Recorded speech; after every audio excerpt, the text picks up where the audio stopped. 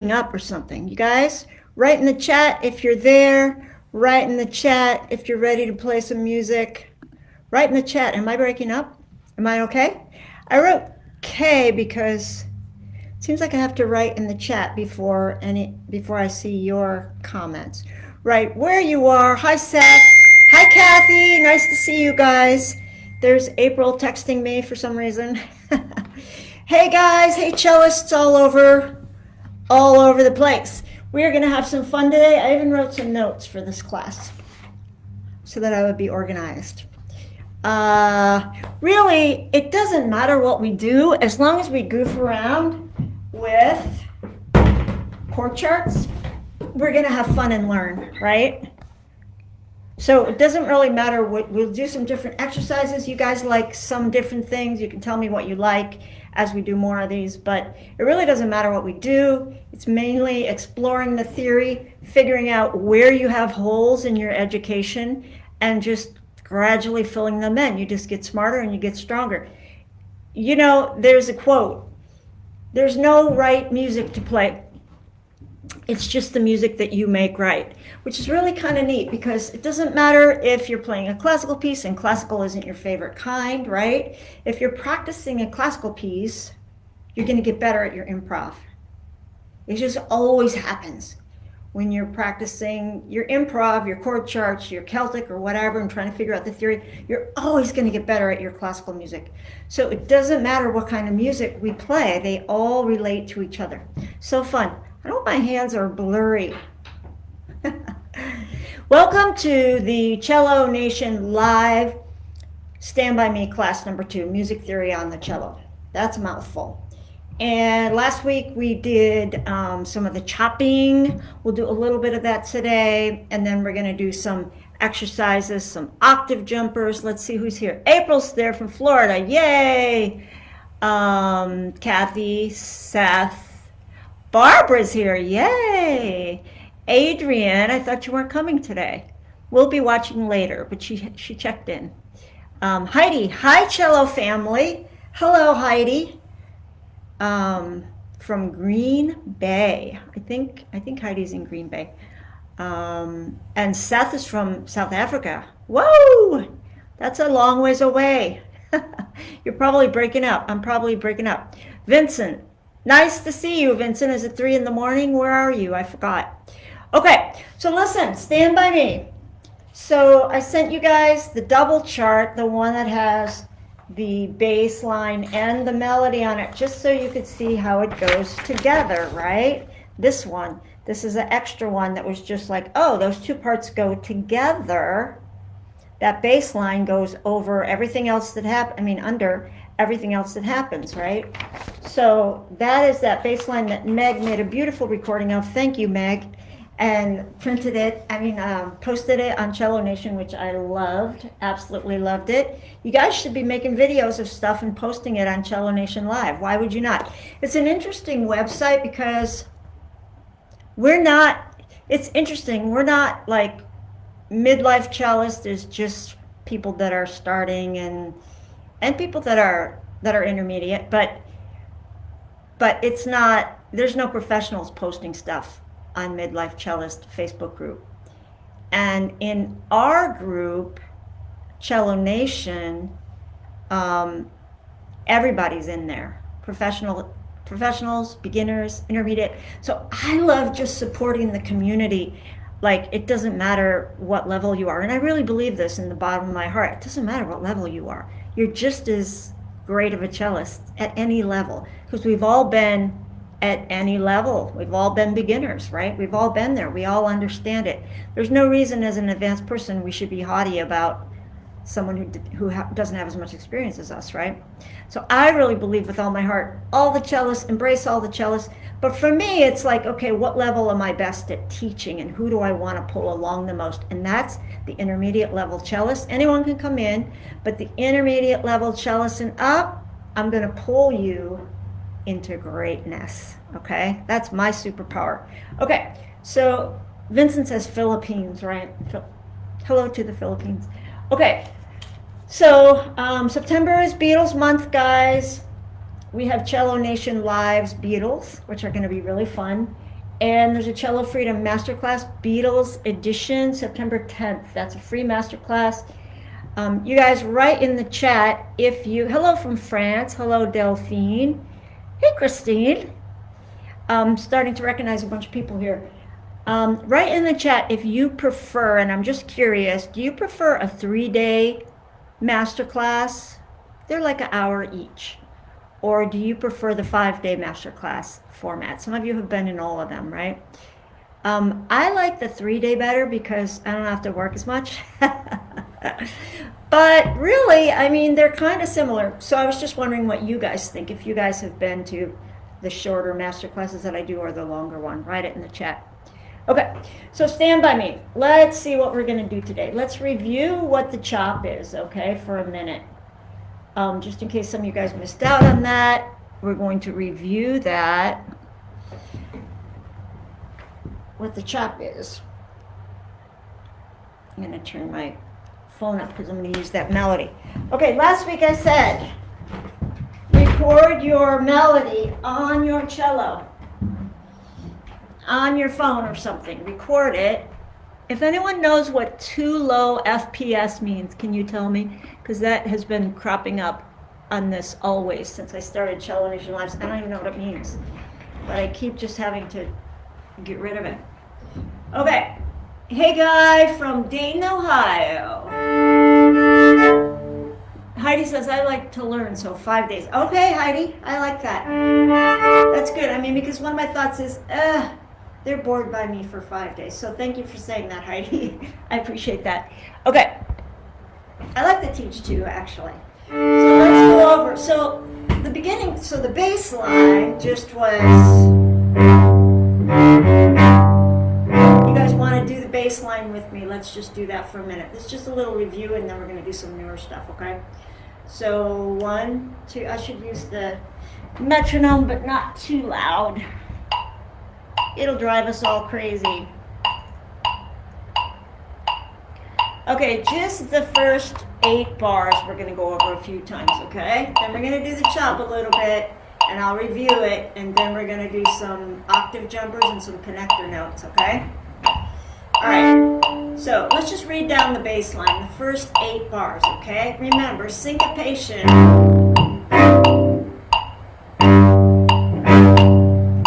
1, 2, 1, 2, 1 and 2 and 3 and 4 and 1 E and 2 E and how do you count it?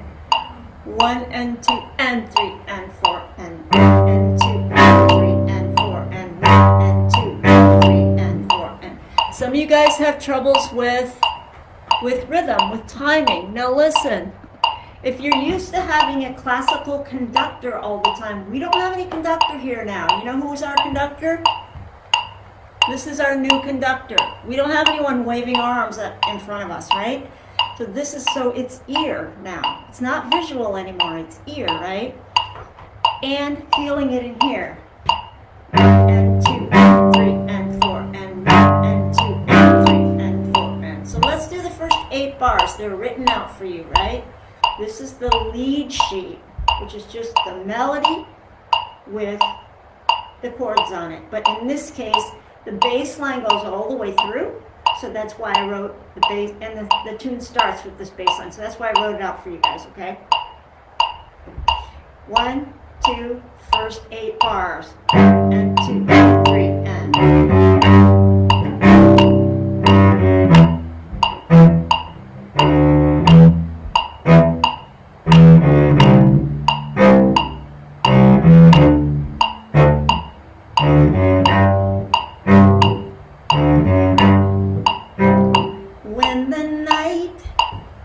There we go. Benny King comes in there, right? Okay, so I think maybe the rhythmic challenge for this intro could be finding the 4th beat of the bar after you do your second note. So it's like, and then like, where am I, right? You have to remember, you have to count 1 and 2 and 3, 4, 1 and 2 and 3, 4. Sorry, 1 and 2 and 3, 4. You gotta keep that first bars integrity in your brain, or you're going to get lost after the syncopation, right?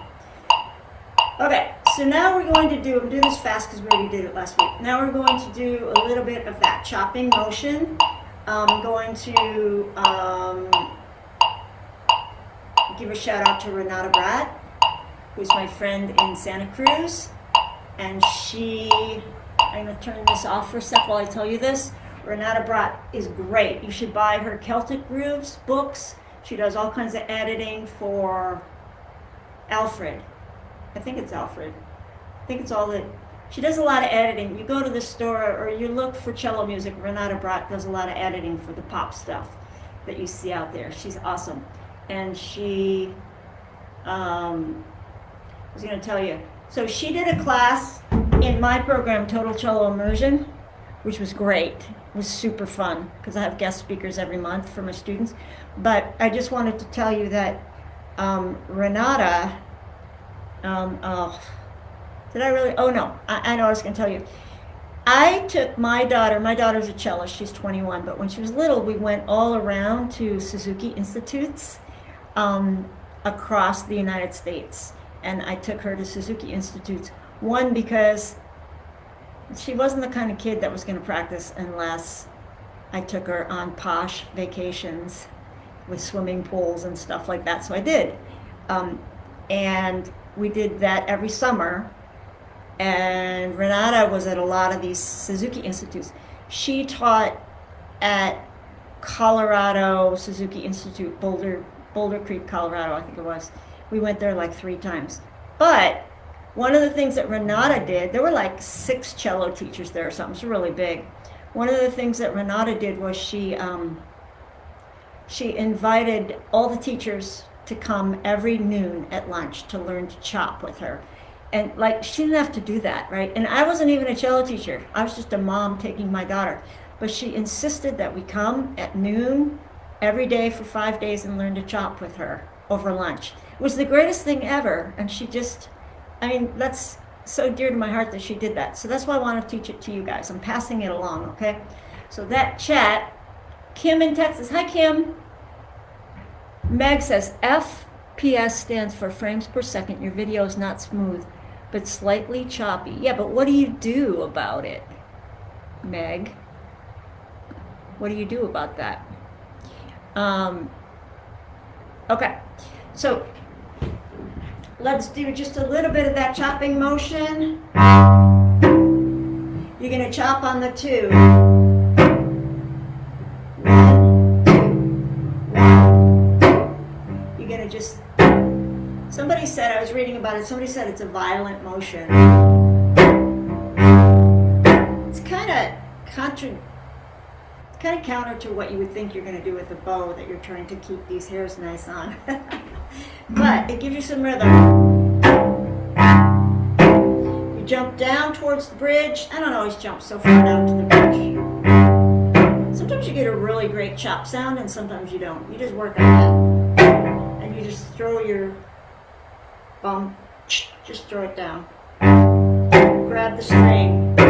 And then the way that, and you can practice that on your own, and then the way that we put that into Stand By Me when I was goofing around last week was, so there's an up with it.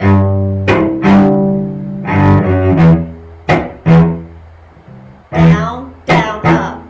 Down, down, up. Down, down,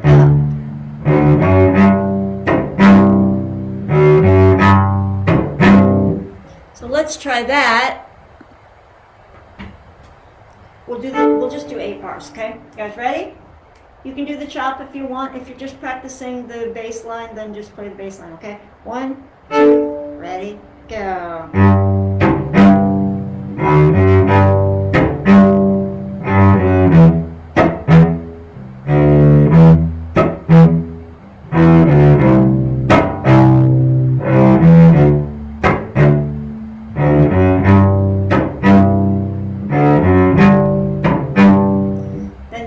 Comes in. By the way, who has listened to this piece? Have you guys been listening to this piece? Part of the homework of doing any cello work is go find out what's out there. Who did it? How does it sound? What did they do with it? Since we're going to be coming up with our own unique rendition of something, are we interested in what other people have done? So you guys tell me someone else in the chat who has recorded Stand By Me. Let me know in the chat. I have a history of Stand By Me. I told you guys about it last week. Benny King did hear me singing it. He did donate to me on the streets of New York City, which was amazing. But I hadn't researched it, and I researched it yesterday, and I found something very surprising out about Stand By Me. You guys tell me, does anybody know who else recorded Stand By Me? I'll tell you in a minute if no one gets it.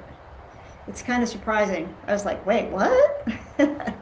First of all, I saw this really beautiful version of this woman singing it. I forgot her name, I'm sorry. I should write it down.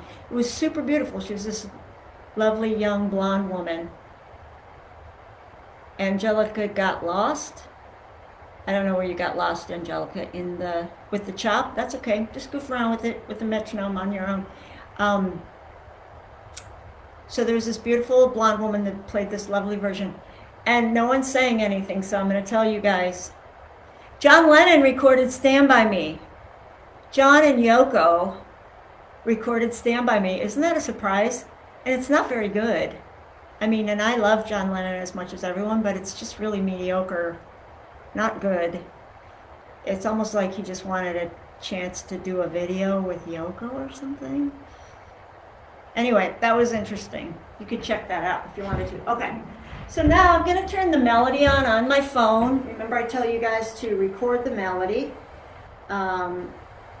which I have in voice memos. And I'm going to put it on melody. Hopefully you guys can hear that, but it's not too loud.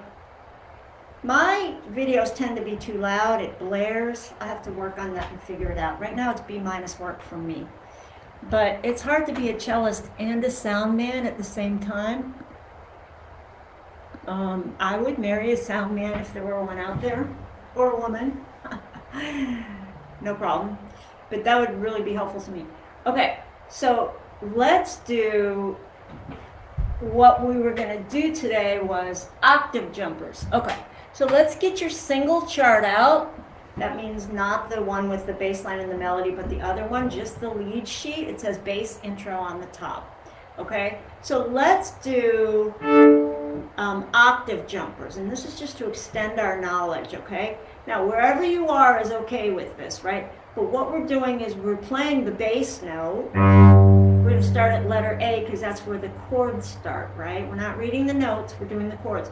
We're going to do octave jumpers from letter A. We won't go, well, we'll see what the recording does. Yeah, we'll go along with the recording. We'll go through it.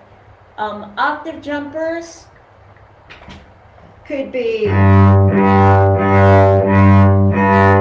it could be quarter note G's, if that's where you are for each bar, or octaves.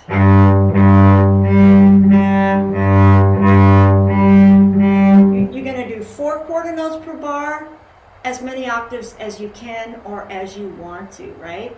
So for me, I'm going to do,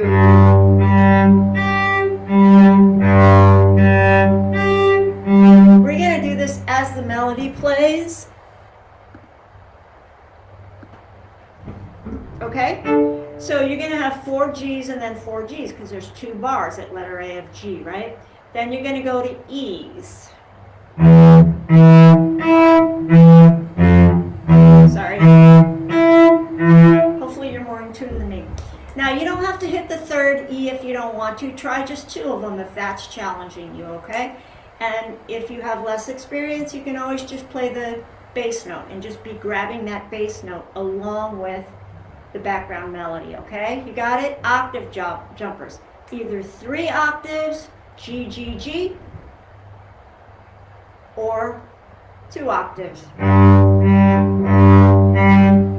Okay? You can do it backwards if you want. The main thing is you have to fill up that bar with the root note, which is the bottom note of the chord. And that's the name that's above your staff, right? Okay. let me put this on and let's play. You guys ready? I know I've been talking too much, right? Okay, you guys ready? And here we go. This is gonna play the melody with the metronome, and we are gonna do the octave jumpers all the way through it one time, okay? Now, after that, we're gonna do connector notes, and I'm gonna stop the tape, okay? You ready?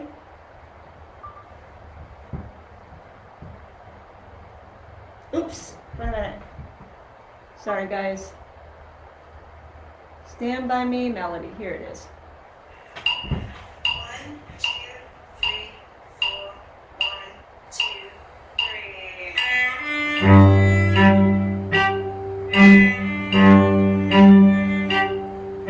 Okay, guys, can you hear it? Sounds really soft to me. Write in the chat if you can hear the melody. Hi, Tracy. Let me know if you can hear it, okay? 1, 2, 3.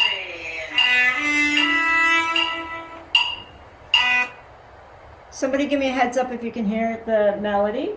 And we're going to do it from the beginning, okay?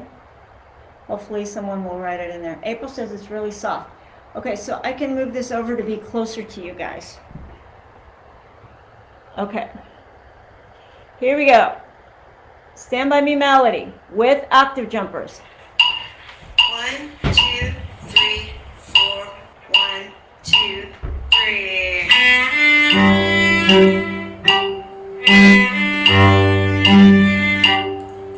Ease.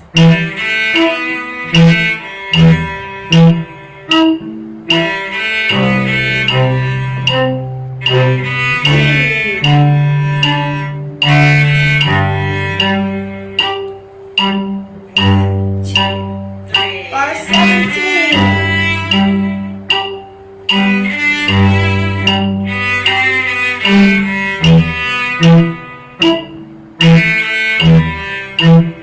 C chord. D chord.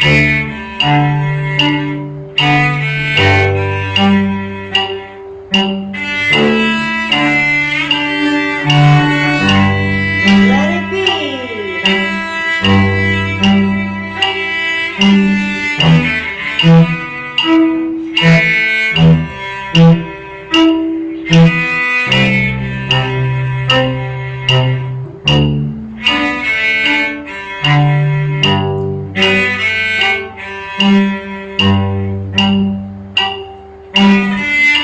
Okay, were you guys able to do that? And could you hear it?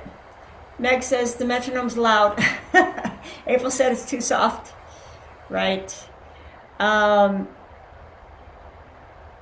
Makes the melody too quiet. Except April said it was too quiet. So it must be different in different states. I will work on that and get it so that you guys can hear it, but not too loud, right? Okay. Oh, so Heidi says with her mute on, yeah. Heidi says good. It was good. Okay. All right. So it worked. Were you guys able to do those octaves? Write in the chat if you were able to do that, how that level was for you. It's just exploring your keyboard a little and staying in rhythm, right, while reading the chord chart. So the next thing I want to do is the connector notes with the octaves, okay? So connector notes, remember connector notes from last month are notes that connect your bass notes together. So if we're playing a bass line for this, you can do 4 quarter notes in a bar, right? With the root note, right? And what you do is you either climb up or crawl down to the next bass note, which is what Benny King was doing in this when he wrote it, because he's crawling up, right? Now he's crawling down, E, to the next root. Connector notes, right? You see how that's what's already written there, right? So he's already doing connector notes. What if Benny King were doing triplets for connector notes? that would sound different, right? That might sound something, right now he's doing 2/8 notes, right? 2/8 notes to connect the bass notes to each other, right? What if you did triplets, right? I mean, you could do anything you wanted. You get to do your own connector notes when you're a cellist, because we get to play bass, and it's really, really fun to throw our bass lines into our solos and become soloists with the bass option, because most other people don't have the bass option to put into their solos, right? So that's really fun. So if you were doing triplets,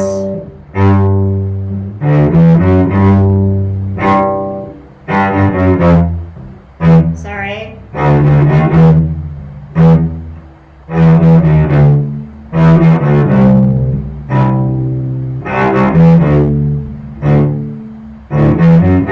You see how that's just an added note? So that's kind of funny, right? What if you were doing 16th notes? I'm just trying to show you like connector notes, how to make them more interesting and how they're made, right? So what if you were going, let me see. What if you were coming down on the first bar?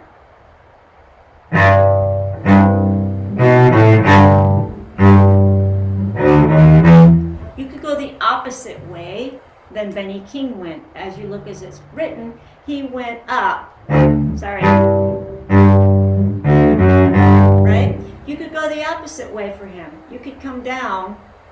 Down.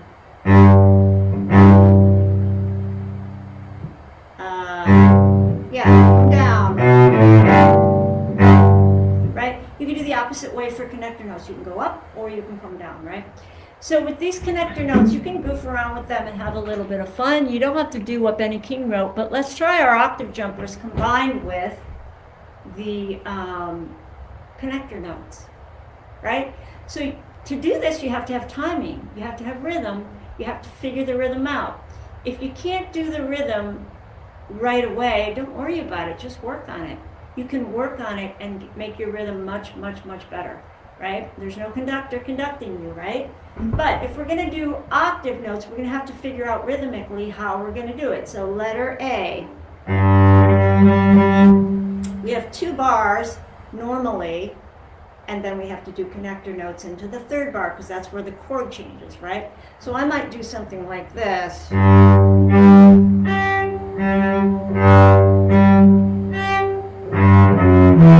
You see, I'm just putting the connector notes. That's going to go to the new chord. I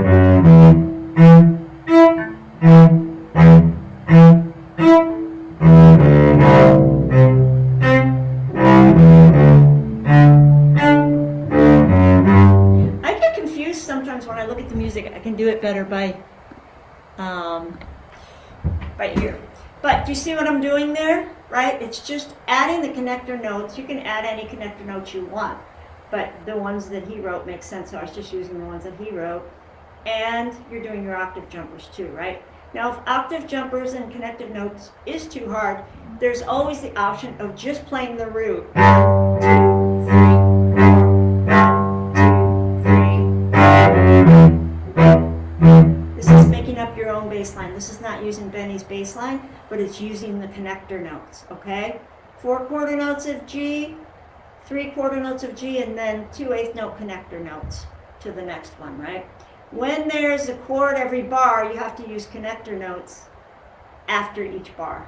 Every time there's a new chord, your goal is to get connector notes to connect them, okay?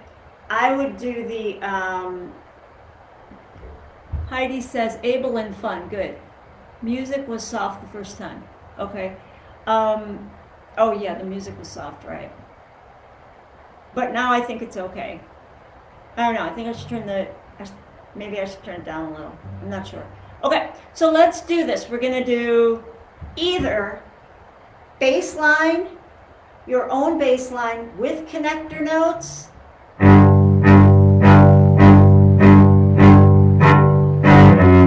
like that. You're following the chord chart.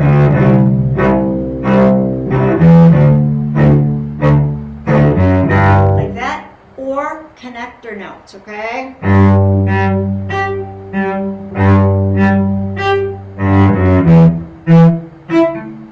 Like that, okay? We're going to do it all the way through the melody.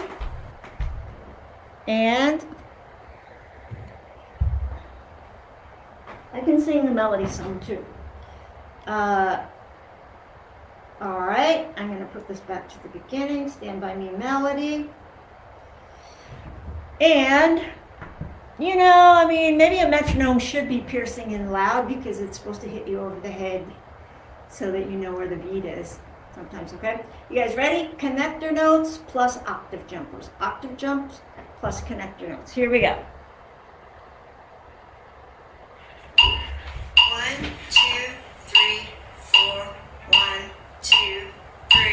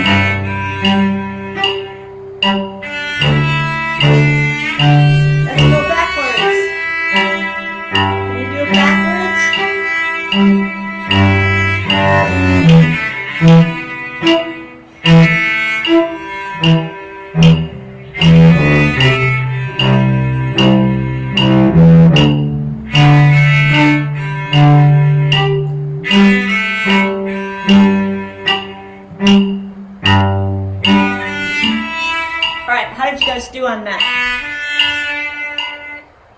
So listen, if you could do that, that's good, right? That means you can stay with the beat. You can be recording your melody, playing the bass line with it. You can be recording your bass line and playing the melody with it. Let's play the melody, guys. We haven't even played the melody yet. Let's just play it, okay? Stand By Me bass. I have the Stand By Me bass here, okay? Let's play the melody along with this bass line. Here we go. 1, 2, 3, 4. Oops, I missed it. 1, 2, 3,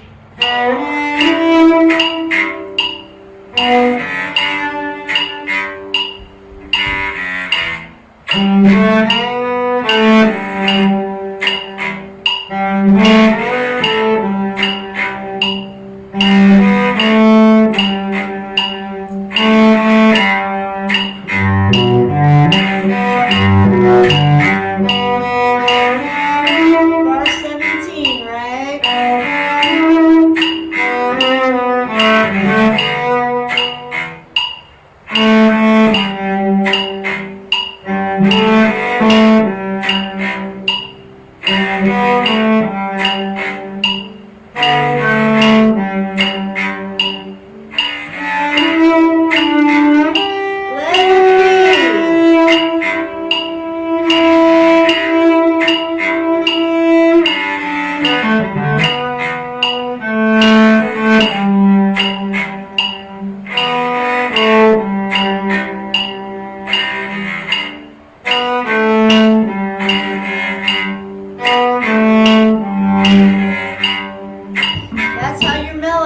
Right? That was fun to do that with the bass. So you can record the bass, play the melody along with it. Make sure you're staying with it. Don't just disregard what's going on in the background, right? And then I want you guys to practice the arpeggios, which are going to be GBD for the G arpeggio, EGB for the E minor arpeggio. Okay? GBD, you're playing every other note. And next time we're going to do some arpeggio work because it's already 11:35, my goodness. And I have a student coming. So listen, arpeggios.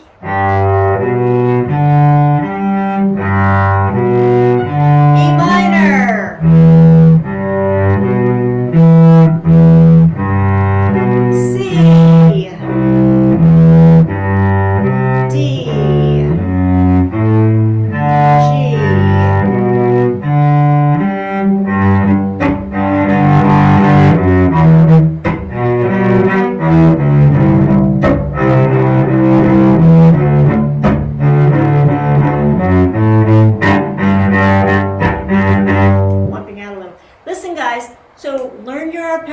arpeggios, go to the end of this from bar 60. Figure out what you're going to do on your solos. You can play some bass in there. You can do some connector notes. You can play the melody.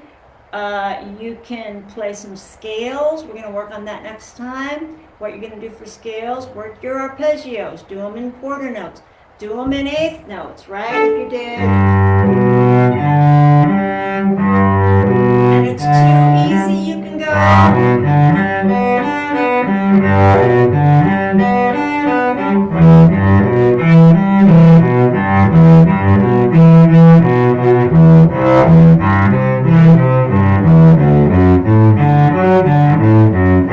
All I did was make it twice as fast. I did it in eighth notes, right? You can do your eighth note arpeggios and use connector notes.